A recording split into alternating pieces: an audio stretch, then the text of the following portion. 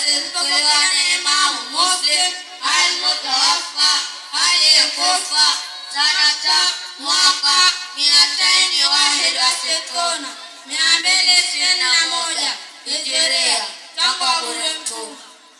Kala Rasulullah sallallahu alaihi wasallam, amesema Mtume Mwenyezi Mungu rehema na amani zimfikie, idha uqimatis salat, pende ikisimamisha swala, fala salat, hakuna swala illa al-maktub, isipokuwa faradhi.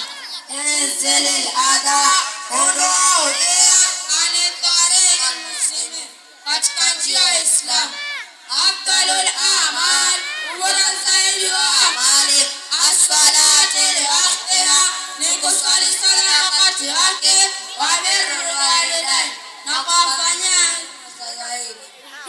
Ashaddu an-nasi adaba yawm al-qiyama, mkala atakadhibu siku ya kiyama al-musawwirun, mchongaji wa sanamu.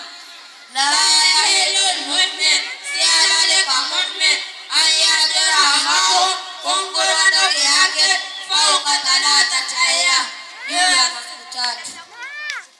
Huffatil jannata bil makar, imezungwa pepo kwa mambo ya kuchukiza. Wa huffatin nari bishawat, na imezungwa moto kwa mambo ya matamanio.